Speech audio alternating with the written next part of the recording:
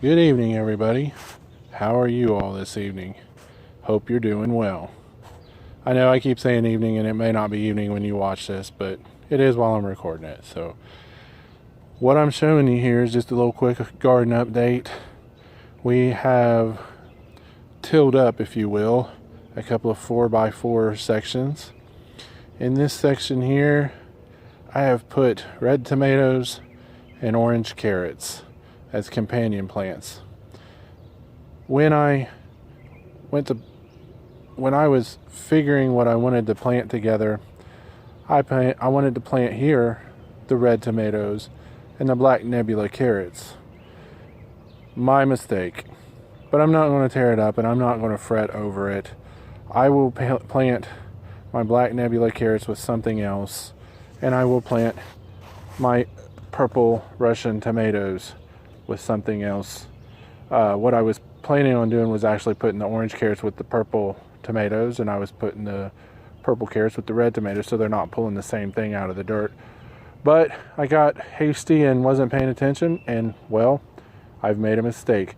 So the lesson to me, and maybe even to you, is don't let your mistakes destroy your plans. Improvise, adapt, and overcome. Fair warning, I'm moving a bit. I'm going to try to do it slow so no one gets seasick, but I'm going to do my best. Here is a 4x4 patch of sweet corn, and that's all that's in there at present. This is a 4x4 patch of glass gem corn. This will be grown and then dried out and used as popcorn later. In this bed, I've already planted some seeds for pole beans, and at a later date I'll be adding some sort of squash. The last bed I showed you, I'll be putting pole bean seeds in as well and putting a different squash. I just ran out of pole bean seeds, so I didn't put any in the other bed. I'll have to get some more. A few videos back, you all remember watching me plant some potatoes and some onions. 1 potato, 2 potato, 3 potato. I'm not going to count them all off, but they're actually all germinated or sprouted, however you care to say it. And then this is the last big move of the evening. Make sure I'm not stepping on my potatoes as I'm backing up. You can see from stick to stick in the ground there, all of our onions have popped up quite nicely. Right here, here, and here, and here is some Buttercrisp lettuce showing up. Right there. And it's really hard to see. Right there is some kale that has popped through for us. Some spinach has popped up there and there.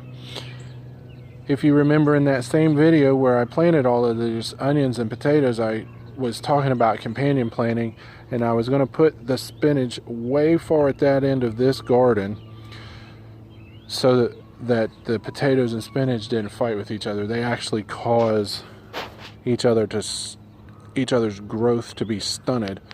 But with our plan, that's as far apart as we could get them.